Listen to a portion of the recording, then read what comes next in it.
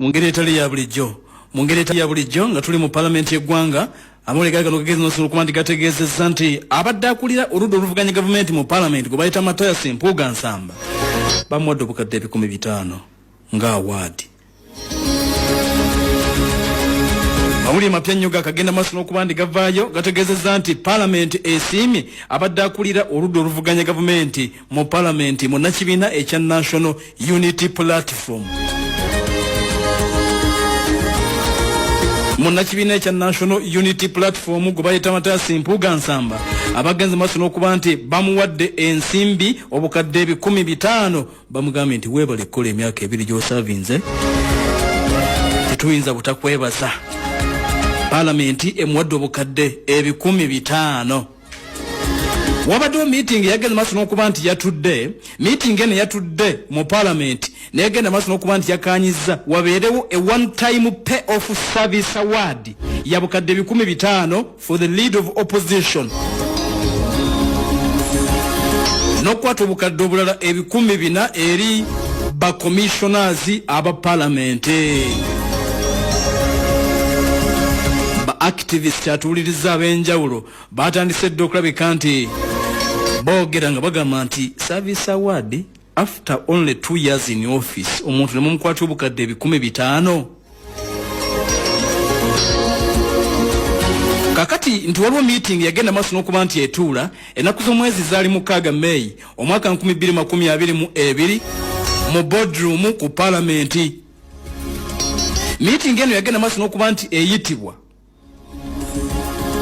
bagituuma erinnya oba bagiyita ba discussing service award review of elected benefits of the lead of opposition and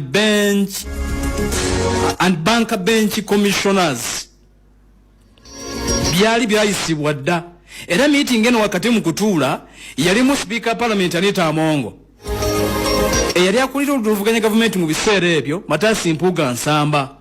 ba commissioners aba parliament Solomon Sirwanyi, Prose Akampulira, Mbabazi ne Esther Afuyochan bali mu meeting. Deputy Speaker Thomas Tayebwa, Prime Minister Robina Nabanja ne Minister of Finance Matia Kasaija bote bali wo era ne beetonda obutabeera mu meeting eyo. Nenga magamye nti omulimu omunene ogwa meeting eyo kwali kulaba agenda oludda oluvuganya gavumenti anaabavaako tunaamusiima tutya era nekigenda maaso n'okuba nti kyayisibwa nti omuntu yenna anaabanga avuddewo anaaweebwanga obukadde 500 ensimbi eza Uganda abadde leader of opposition. Era tutegedde nti parliament omukulu ono ezize yazimuweereza dda. Aliyewa akamirwa bina yafunyidde obukadde 500 bamwebaza kyatuuliriza genda maaso n'okuba nti amwebaza munnange olw'okusavinga parliament n'okusavinga parliament ng'akulira oludda oluvuganya gavumenti.